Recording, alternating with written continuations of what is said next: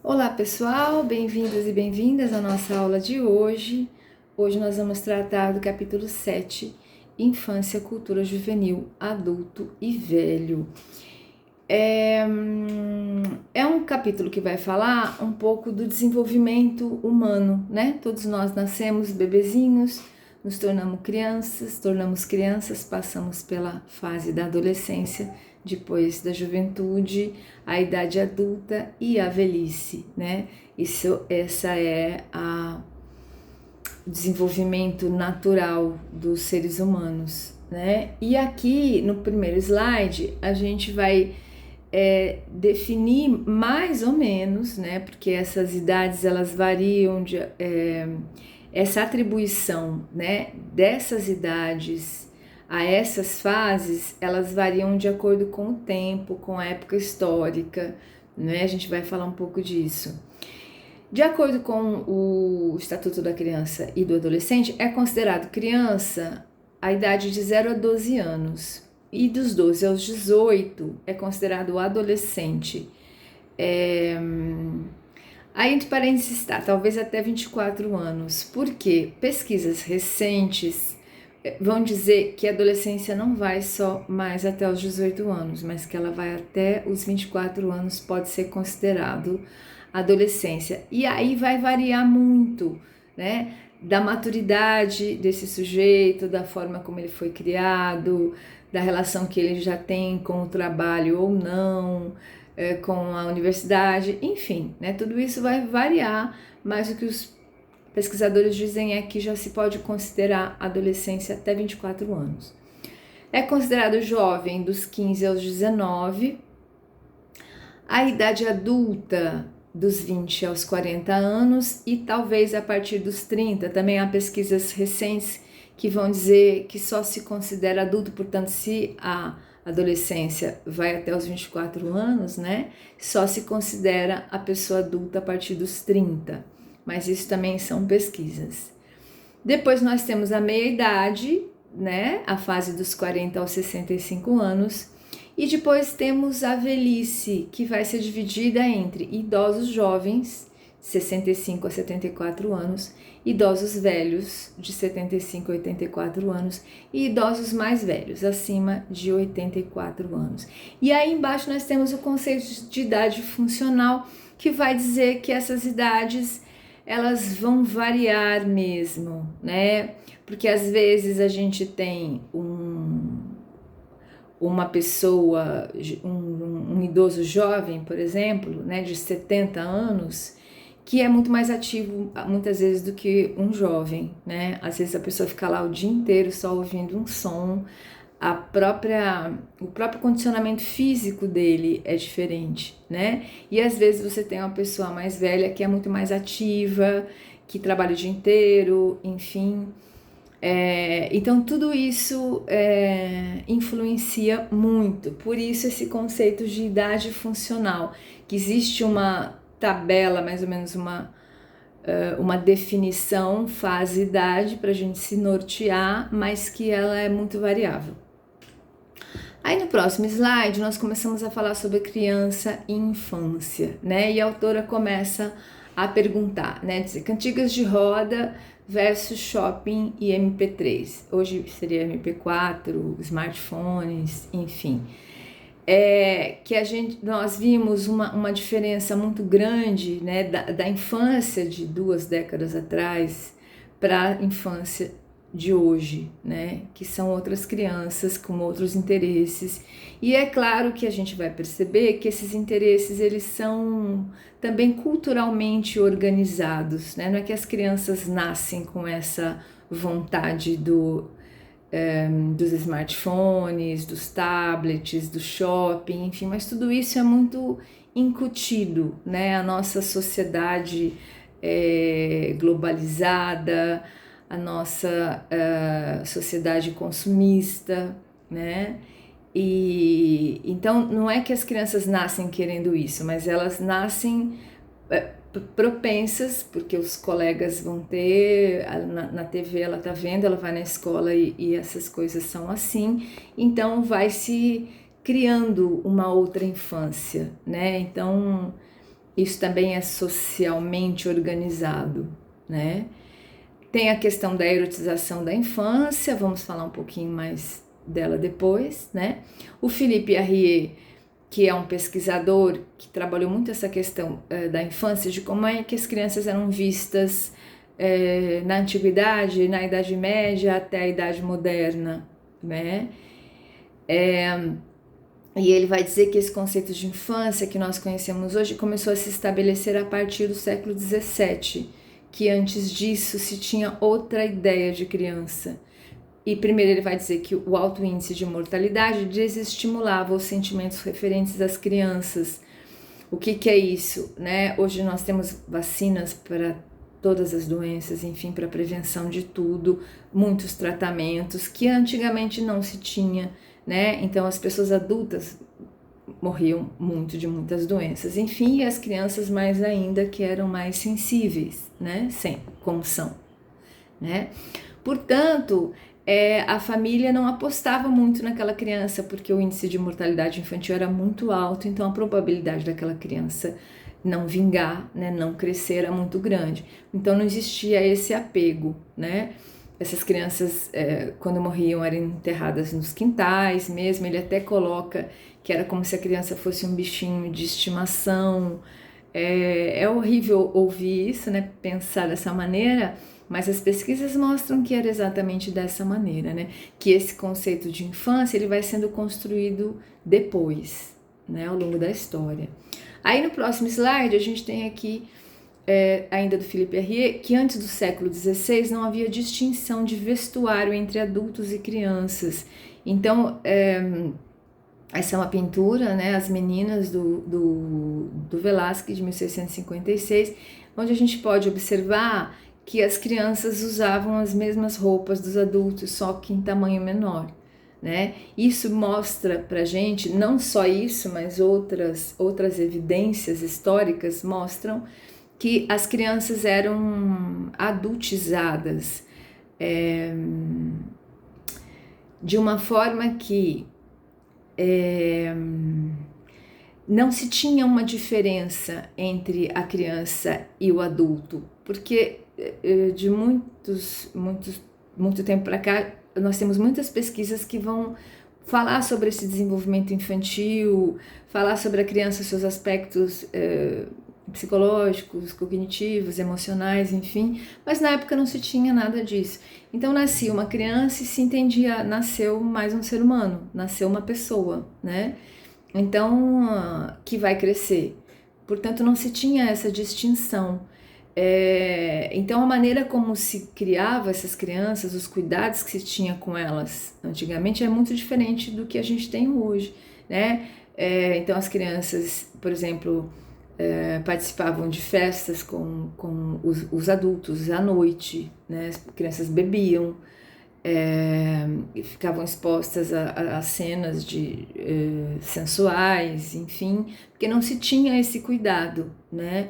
Porque não se entendia essa distinção entre adulto e criança, né?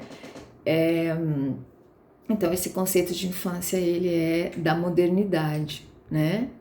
Portanto, na modernidade, a criança foi separada do imaginário adulto e a escola assumiu o papel preponderante de educá-la. Então, aí a gente já tem esse novo olhar para essa criança que precisa ser resguardada de muitas questões para poder se formar, né? E é na modernidade, então, que a escola começa a assumir esse papel. Segundo Arrier, na Idade Média, a família não existia como sentimento de valor e tinha como função assegurar a vida, os bens e o nome, né?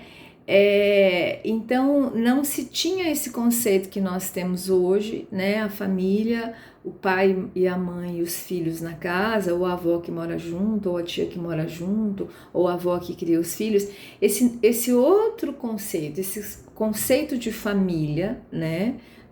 Da atualidade, que já foi muito ampliado, né? Que vai muito além desses comerciais de margarina, pai, mãe e filhos, né? Então, hoje nós temos N modelos de organização familiar, né?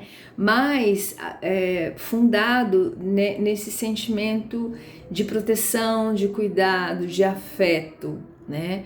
Então o que ele está dizendo é que antes disso, que a família da Idade Média era uma família diferente. Essas famílias eram criadas todas juntas,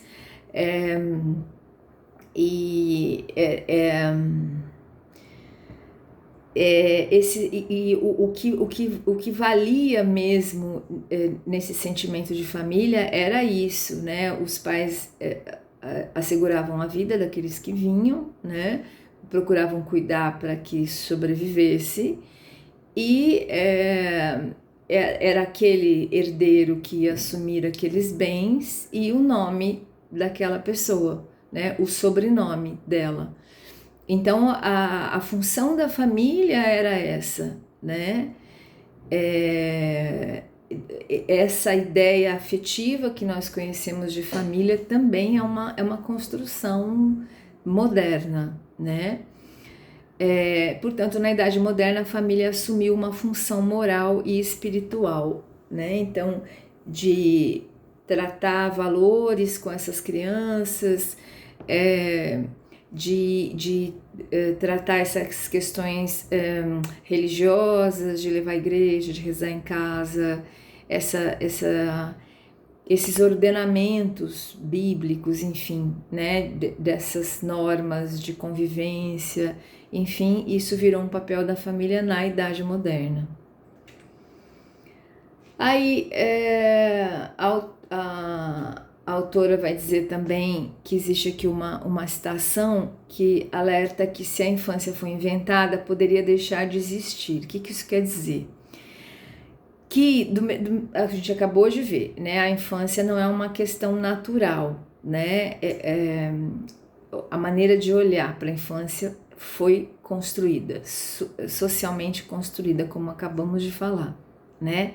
E aí, o que o Postman vai dizer é que, da mesma forma que se construiu na Idade Moderna um outro conceito de infância, né, de resguardar essas crianças, enfim, que se está construindo atualmente um outro conceito de infância, né? Vamos explicar melhor. Que ele vai falar que existem algumas questões sociais que estão contribuindo para essa mudança atual da infância vivida, que a televisão é uma delas, essa questão da erotização, né? Essas crianças terem acesso, que lembra, a gente falou lá atrás, né? Que antigamente não se tinha esse cuidado com essa criança de preservá-la dessa sensualidade antes da hora, né? Porque se entendia que ela era um adulto pequeno, né? Depois é que se foi ter um outro olhar para essa infância, né? Mas que a televisão pode estar trazendo aquilo que a criança tinha acesso lá atrás, né? A essas cenas eróticas, a esse jeito de falar, porque essa erotização não tem a ver só com essa questão sexual, né? Ela tem a ver com o vocabulário, com a forma dessa criança falar com os pais. Tudo isso ela vai vendo na TV, esses adolescentes que falam gritando, né? E essa mãe que está gritando também, então essas famílias que gritam, né? Então, todas essas questões vão contribuindo para uma adultização dessa criança, que vai achando interessante aquele jeito de falar, que vai achando que aquele sujeito é descolado porque ele não respeita a mãe, não respeita a professora, tirou sarro, né, do amigo, da professora, enfim, aquilo vai sendo legal e a criança vai absorvendo esses comportamentos, né? A gente vê isso muito nos filmes, em séries, e a criança está exposta a isso, né? E como ela é um ser receptivo diante da TV, ela está ouvindo e vendo aquilo, não tem ninguém que senta com ela para refletir sobre aquele comportamento, para refletir sobre aquela roupa que está sendo usada, não existe uma reflexão, então ela vai só absorvendo aquilo, né? Então, Essa pode ser uma das questões dessa transformação dessa infância.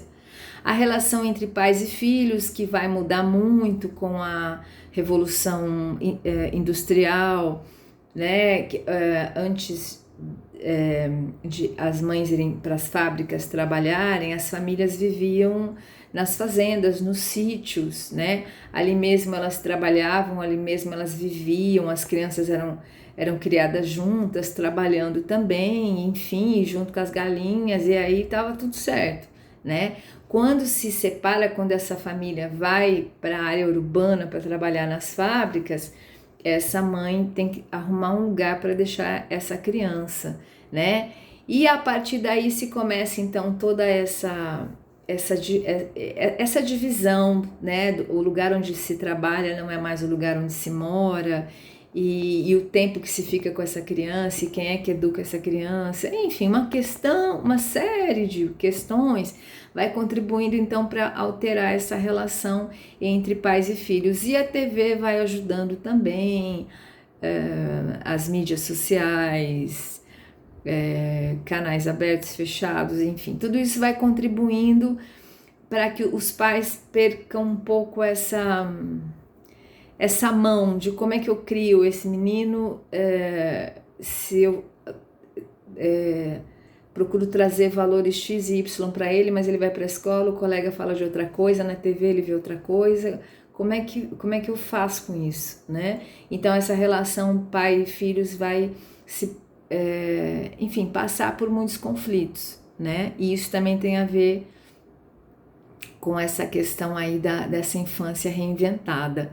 O processo de escolarização, porque na escola essa criança ela está suscetível a todas além de ter mais acesso ao conhecimento, a conseguir lidar com esse conhecimento, ela tem uma gama diversa de colegas que trazem também as suas experiências, as suas culturas, os seus jeitos de ser. Então ela vai também, enfim, ela vai sendo influenciada por esses outros jeitos de ser, né? Então a escola vai influenciar também nessa questão, porque a escola é um lugar de interação e um lugar muito fértil para que as crianças que assistiram o filme tal, a série tal, a novela tal, venham comentar na escola, na hora do recreio, venham trazer fotos que elas conseguiram não sei aonde, venham, enfim, né? Então esse processo de escolarização abre uma interação muito grande para essa criança. E essa homogeneização que a sociedade tanto busca, ser igual, se faz imprescindível, né? Nós vivemos cada vez mais isso, onde todo mundo ficou igual, todas as coisas são iguais, o jeito de vestir é igual, as músicas que se gostam são as mesmas, né? E por que precisa se fazer essa homogeneização, todo mundo gostar e vestir as mesmas coisas? Porque existe uma indústria por trás que vai produzir em larga escala e precisa vender. Então as pessoas têm que se acostumarem a gostar daquilo, né? E aí também essas crianças, esses adolescentes ficam suscetíveis a essa mídia mercadológica, né, que vai o tempo inteiro dizer, olha, compre isso, faça isso, tenha isso, peça para sua mãe, brigue, faça assim, você precisa ter isso para você ser aquilo, e, enfim, né? Como todo ser humano quer ser valorizado, quer ser amado, quer ser elogiado, ele vai sempre buscar coisas para se tornar melhor, achando que vai se tornar melhor quanto mais coisas ele tiver, né? Mas isso também vai sendo influenciado por esse capitalismo selvagem, né? Que mais? O imaginário adulto opera atualmente com significações sobre o ser criança, uma criança esperta, um mini adulto que não precisa de vestuário próprio, brinquedos tradicionais e músicas infantis. O espaço considerado infantil transformou-se em um espaço adulto, seria um retorno à pré-modernidade. Então é disso, né, que a autora tá falando, né? Será que voltamos então a adultizar as crianças, né? Se acha, as mães não gostam mais de pôr aquelas roupinhas de babadinho, de rendinha, né? Nas crianças, as crianças hoje de novo estão usando as mesmas roupas dos adultos, né? Isso a gente viu lá atrás. Então não se precisa mais ter uma roupa específica para criança.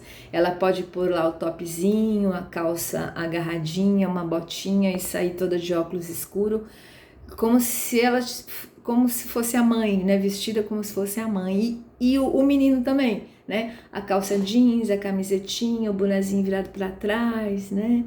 Então não se separa mais o vestuário. Era isso que ela queria dizer aqui. Né? De novo, estamos transformando as crianças em mini adultos. Portanto, se são mini adultos, o próprio brinquedo infantil não faz mais sentido, então não se ensina mais as brincadeiras antigas, tradicionais para as crianças, e de fato as crianças têm uma dificuldade de brincar, elas não sabem brincar, né? Porque o brincar também é cultural, o brincar também é construído, né? Para a criança saber brincar de mãe da rua, brincar de queimada, brincar de corre-cutia, enfim, ela precisa ser ensinada, né? Mas tudo isso vai se perdendo e as crianças hoje ficam no celular e sendo sujeitos passivos, né? Celular, televisão, tudo isso ela está só recebendo as informações, ela não tem mais ação, né? Ela não vai criar, ela não vai se movimentar, interagir, discutir, né? Ela fica o tempo inteiro recebendo informações, né? Portanto, próximo slide. Portanto, saímos da criança e vamos para a cultura juvenil, né? Pode ser definida como um conjunto de formas e valores característicos e distintos de determinados grupos. Então, a autora vai trazer um pouco da característica que a juventude tem hoje, né? Tem programas voltados especificamente para o público juvenil. Ela fala a série, uma novela, não sei, a Malhação, que vai sempre se modificando também, né, as temporadas de acordo com o que está acontecendo socialmente, né? E aí as redes sociais, virtuais, né, que essa juventude está completamente conectada, né, os jogos eletrônicos, os shopping centers, o fast food, as músicas, né, o rap e o funk, as roupas e acessórios de marcas famosas. Portanto, a juventude forma tribos urbanas, né? Ela dá o exemplo dos skatistas e surfistas, mas existem uma diversidade de tribos gigantesca, né? Isso tem a ver com essa fase do ser humano que sai um pouco desse seio, né? Saiu lá do seio da família, do seio da escola, daquele carinho que ele tinha pela professora quando era criança, né? E aí ele vai se unindo a tribos, ele precisa de uma identidade de grupo, né? Então ele vai procurar aquele grupo que mais se afiniza com as coisas que ele gosta, que ele acha interessante, porque ele precisa de uma segurança dentro desse grupo, se sentir pertencente a um grupo, né? E isso é dessa fase, que muitas vezes, né, geralmente passa, né? Os jovens adolescentes passam por essa fase do piercing, dos brincos, das tatuagens, do boné, da roupa, a cueca aparecendo e aquela camiseta rasgada, e passa essa fase, vive essa fase, e lá na frente vai cortar o cabelo, vai pôr uma camisa, vai procurar um emprego, enfim, né? Mas se passa, existe a necessidade do ser humano quando ele chega nessa fase, porque na verdade há um conflito muito grande, ele já não é mais criança e também não é adulto, ele não tem a vida dele ainda estruturada, ele ainda precisa estudar para se formar, fazer uma faculdade, arrumar um emprego, ele precisa definir uma porção de coisas, né? Muitas vezes a própria sexualidade, enfim, então essa fase da adolescência, juventude é uma fase muito complexa. Então, quando se ligam às tribos, é uma forma de proteção, de não ser um alvo diferente, mas ele está protegido dentro deste grupo, né? Isso é saudável, não é nenhum problema, a não sei quando são gangues que vão, enfim, né, fazer um trabalho aí complicado, conflitos com a sociedade, aí é outra história, né? Mas no geral esse pertencimento ao grupo é algo bastante saudável e necessário, né? Trata-se de uma cultura da imagem, da mercadoria, do ter, de uma nova identidade, não mais social, mais grupal, né? Então, essa questão muito ligada ao ter, mas ela não nasce nessa fase da adolescência, ela nasce lá na fase da criança, né? Justamente com esses desenhos. E aí tem lá o Bob Esponja, que tem o boneco X, daqui a pouco tem outro boneco daquele desenho, e aquilo tudo, sempre a criança precisa ter aquele carrinho do Hot Wheels, agora tem o novo, tem isso, tem aquilo, tem... Então essa criança, ela é bombardeada com uma necessidade de ter muitas coisas, e quando ela se transforma num adolescente, ela vai continuar com essa necessidade de ter muitas coisas, né? Mas isso faz parte, infelizmente, desse nosso modelo capitalista. E também, segundo a autora, nessa fase, os jovens, adolescentes jovens, negam ou desconhecem o lúdico, negam o teatro, negam as características associadas à infância. Eles têm vergonha de brincar, eles não gostam do teatro nem de dançar, porque isso tudo vai ligá-los à sua fase de infância. Quando eles eram crianças, eles participavam do teatrinho na escola, das brincadeiras, das músicas, enfim, e ele vai querer negar tudo aquilo que faz parte também desse processo, que ele quer amadurecer, ele quer se tornar um adulto, então ele precisa negar todo aquele passado para poder dar esse salto, né? Mas na verdade a gente sabe disso. Quando a gente oferece possibilidades de fazer um teatro na própria escola, na faculdade, né? Os jovens gostam, né? Eles se envolvem, eles assumem aquilo com muito boa vontade, né?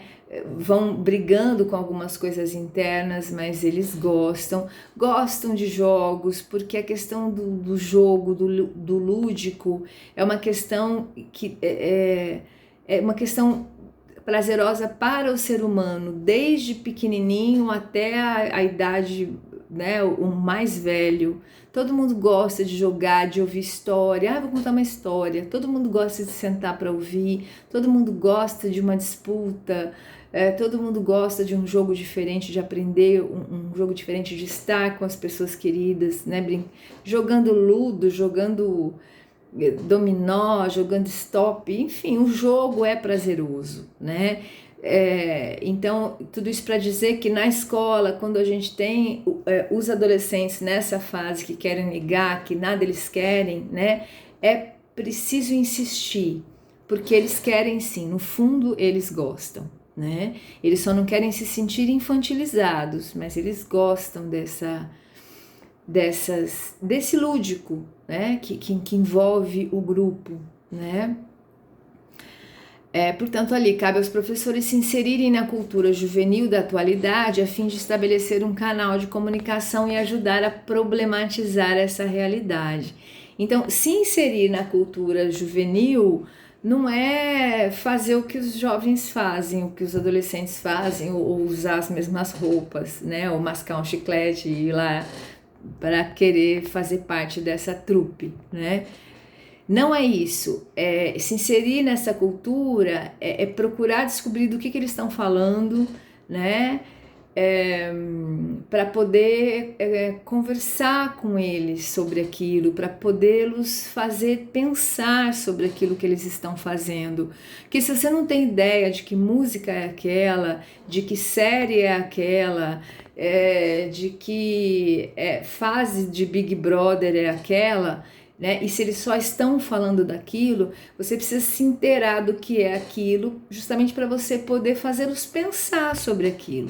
Então é preciso abrir um canal de comunicação. E esse canal de comunicação, ele só se abre se você consegue compreender o que eles estão falando, né? Para você fazê-los pensar sobre aquilo. Então é isso que quer dizer. Aí a idade adulta. Ser adulto implica compromisso, dúvidas, conflitos, profissionalização, intimidade, introspecção, afetos e desafetos, realizações e não realizações, busca de um sentido para suas ações, etc. Né? Então, a vida, o ser humano na fase adulta já se entende, já se espera, ele já traçou o seu rumo, né? O que ele vai querer desenvolver enquanto profissão. Claro que muitas vezes ele muda de profissão, né? Ainda já nessa fase, diz, não, eu fiz aquela faculdade, mas não tem nada a ver comigo, eu vou fazer outra, agora eu vou fazer o que eu gosto, né? Porque muitas vezes, enquanto jovem, faz para agradar o pai, agradar a mãe, enfim. Depois ele percebe que aquilo não faz ele feliz, ele vai buscar outra coisa, né? Mas essa idade adulta é esse momento de traçar a vida, de dizer o que eu quero, de ter relacionamentos amorosos mais sérios, pensar num compromisso, pensar em filhos, ou dizer não quero filhos, vou estudar, vou me dedicar à minha carreira, não quero, enfim, né? Essa fase a pessoa vai definindo, vai se conhecendo, já se desgrudou daquela questão tribal do grupo, né, do jovem que precisava daquele grupo para se sentir protegido, não. Agora essa pessoa já tem um emprego, ela já tem outras relações, né, então ela já começa a se estruturar sozinha, ela não precisa mais do grupo. Ela sempre vai ter um grupo de amigos, os amigos do trabalho, os amigos da faculdade, depois os amigos dos filhos, os amigos dos pais dos filhos, né?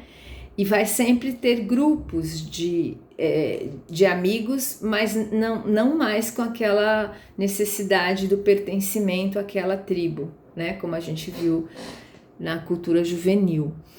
Nessa fase da vida, a maioria das pessoas está no auge da energia, da resistência física e da força, principalmente dos 20 aos 40 anos. Mas será uma regra? Ela pergunta. Não é exatamente uma regra, né? Tem a ver com isso que nós falamos. Tem pessoas de 20 e 30 anos que são muito sedentárias, por exemplo, né? E aí essa vida sedentária, ela vai trazendo consequências, né, para a pessoa quando ela estiver mais velha. Então as dores no corpo, porque não alonga, porque não exercita, porque não fortalece, a própria questão de alimentação, aquela pessoa que não tem uma alimentação saudável, equilibrada. Então lá na frente esse corpo vai sentir isso, vai trazer algumas doenças, enfim, né? Então aqui se fala que dos 20 aos 40 é a fase de maior resistência, porque o corpo, né, é o auge do desenvolvimento desse corpo físico, né? Mas é preciso que a pessoa enfim, tenha uma vida saudável para que ela esteja nesse auge de produção, enfim. Aí, a autora vai dizer também que os indivíduos apresentam necessidades prioritárias relacionadas aos seus interesses. Que já nessa fase adulta, as pessoas já tendem a saber mais ou menos o que elas querem, né?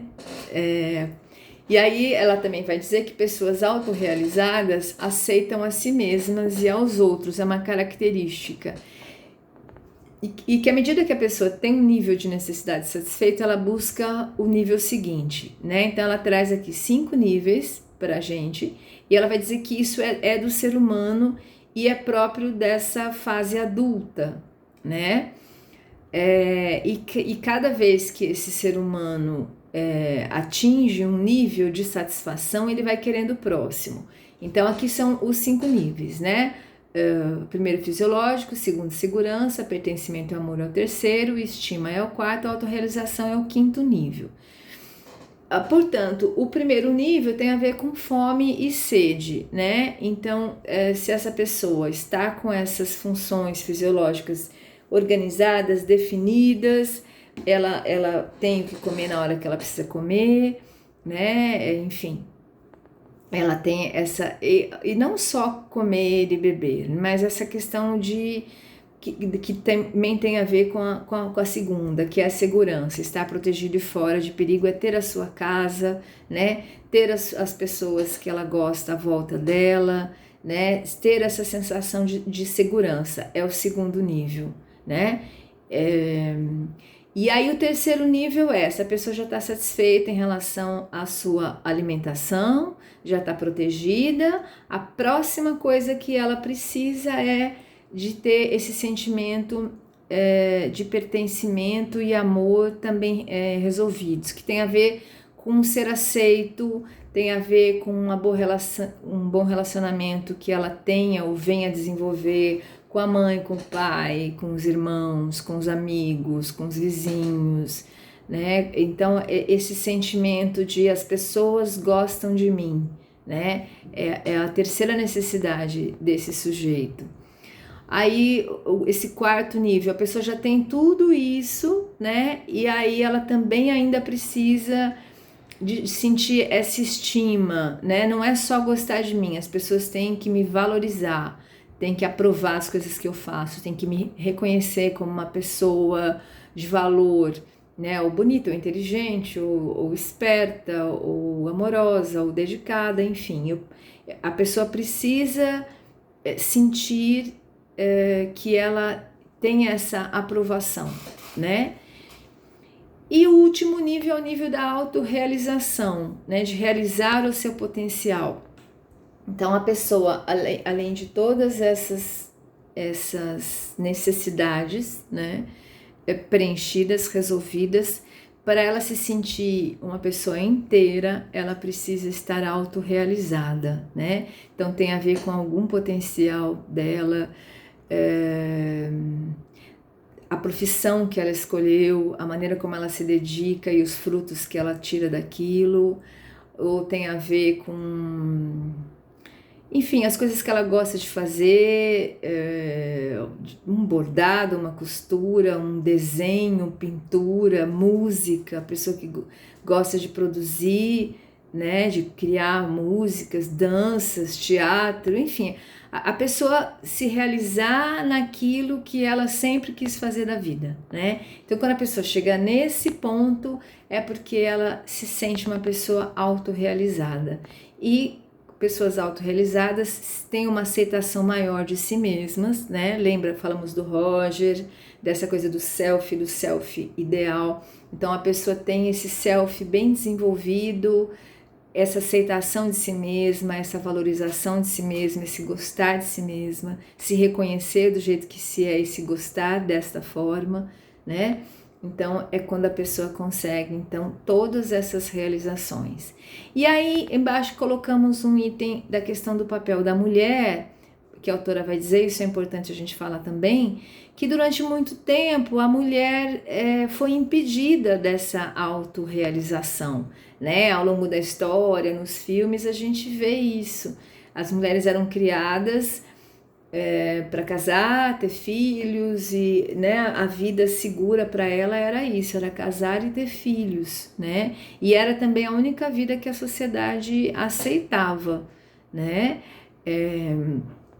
Não era permitido para a mulher trabalhar fora, não era permitido para a mulher estudar, fazer uma faculdade, então nem pensar, né? Então tem muitos filmes que mostram isso, né? De muitas mulheres que foram lutando para poder conseguir o seu espaço, até para votar, né? Para conseguir a sua participação de cidadania, de participação política, votar e ser votada depois, né? Então, é claro que por conta de muitas lutas, né, a mulher hoje realmente conseguiu aí muitos direitos que ela não tinha antes, né? Mas isso tudo tem a ver por conta dessa autorrealização, que para trás ficaram muitas mulheres que infelizmente não conseguiram se autorrealizar por conta porque não era permitido socialmente. Muitas delas furaram o bloqueio e foram para cima e fizeram aquilo que quiseram fazer, né? Escritoras, filósofas, professoras, enfim, médicas, advogadas, né? Furaram esse bloqueio social e conseguiram se autorrealizar, mas muitas não conseguiram, porque realmente era um impeditivo muito grande, né? Era brigar muito com as famílias. Se a gente for pensar nas atrizes de teatro, de televisão, quanto precisaram brigar, né? Porque naquela época era impensável mulheres indo fazer teatro, enfim, existe uma discriminação gigantesca, um preconceito gigantesco, e muitas delas foram para cima e fizeram, mas muitas tiveram medo, né? Porque realmente a carga social era muito grande. Então nós tivemos aí uma grande parte das mulheres que não conseguiram atingir esse nível de autorrealização, né? Por isso aí essa questão do papel da mulher. E por último, o último slide vai falar sobre terceira idade ou velhice, né? Que a gente tem um preconceito ainda muito grande, que é como se a gente não fosse chegar nessa fase, né? A gente olha para o velho como se fosse um ser que brotou ali, né? A gente não consegue imaginar que ele foi um bebezinho, uma criança, um adolescente, um jovem, um adulto e agora está nessa idade que nós também chegaremos lá, né? E aqui a gente tem uma citação que diz: o ser humano reconhece-se finito, mas no fundo está convencido ou iludido de sua própria imortalidade, né? Então, por isso a resistência, o medo, né, que as pessoas têm no geral da morte mesmo, né? É como se fosse uma coisa absolutamente ruim e que a gente nunca fosse chegar, né? Que às vezes tem aquele avô que tem lá cento e tantos anos e aí faleceu e todo mundo, nossa, coitado, que pena. Então a pessoa não quer perder ninguém, não aceita essa questão da morte. É como se todo mundo sabe que a morte é uma coisa absolutamente natural, né? Que faz parte da vida, que tudo que nasce morre, né? Inclusive as plantas, os animais, tudo no mundo. Mas muitas vezes se acha que a morte é uma coisa só dos outros, né? Não é uma coisa que vai acontecer comigo. E às vezes a gente tem essa sensação de imortalidade, né? É isso que ele está dizendo nessa frase. E também outra questão é que, infelizmente, hoje se associa a velhice exclusivamente à fase final da vida, né? Então, como a gente tem esse medo da morte, esse preconceito com tudo aquilo que está relacionado com a morte, com o cemitério, com o caixão, enfim, com tudo isso, a gente associa a velhice a essa coisa ruim, porque a velhice é uma fase, uma idade que está se aproximando desse fim. E como a gente tem muita resistência com esse fim, a gente acaba atribuindo isso à velhice, né? E aí todo um preconceito sobre a pessoa velha, né? E aí forma-se também uma imagem de declínio físico, cognitivo, de doenças, de solidão e abandono. Então, a figura do velho, no imaginário, fica ligado a essas questões.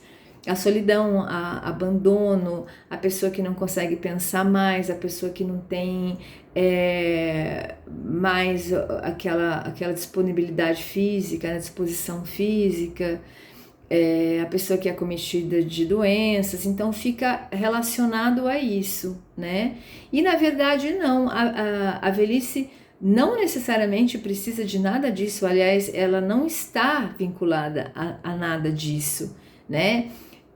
Tem muitas pessoas mais velhas que têm um círculo de amizades muito grande, de pessoas da família que estão sempre próximas, dos netos, enfim, muitas pessoas mais velhas têm muita disposição física, vão para academia, vão correr, acordam cedo, fazem uma porção de coisas, vão fazer curso de dança, né?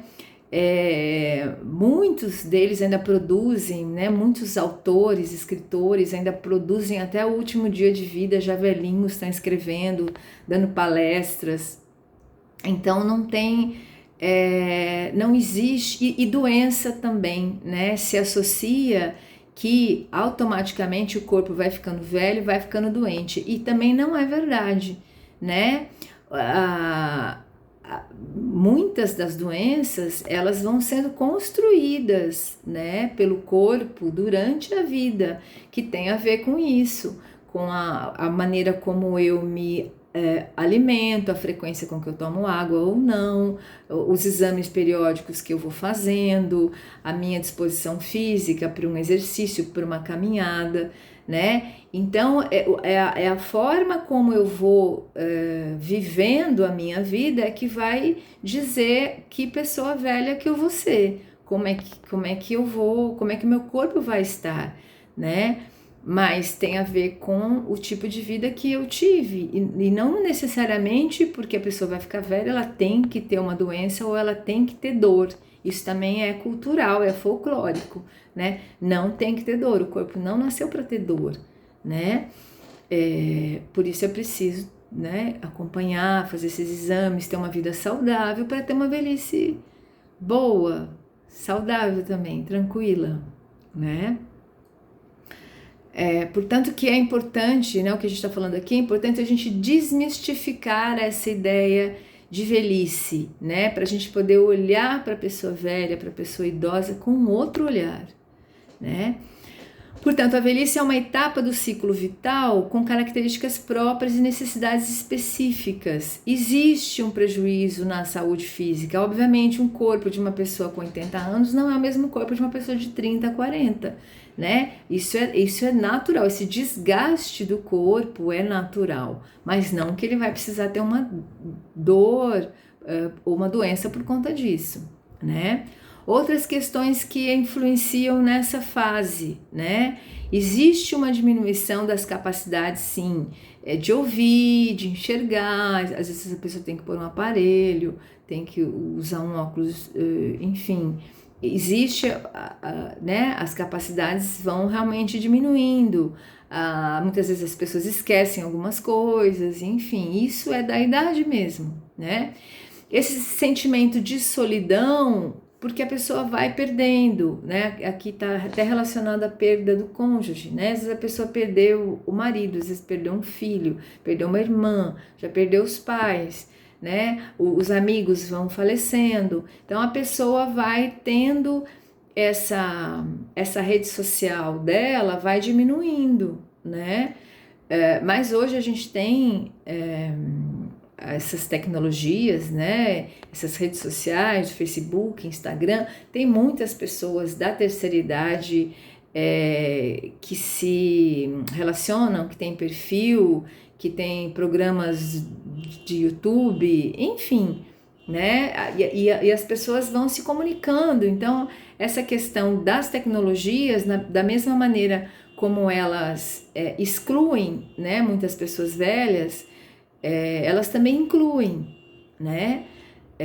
Excluir no sentido Porque muitas vezes para ir num banco, num caixa eletrônico, para tirar o dinheiro, essa pessoa precisa de uma ajuda, ela não dá conta daquilo ainda, né? Talvez não chegue a dar conta, né? Porque essas pessoas nasceram numa outra época histórica, né? Onde essas tecnologias nem sonhavam em existir, né? Então, da mesma forma que às vezes até para entrar num shopping, né, para colocar aquele cartão na cancela, tirar o cartão, muitas vezes isso é uma coisa difícil para uma pessoa mais velha, né? Então, os espaços vão sendo diminuídos, né? Por outro lado, esse acesso às redes sociais, ele é bastante interessante, né?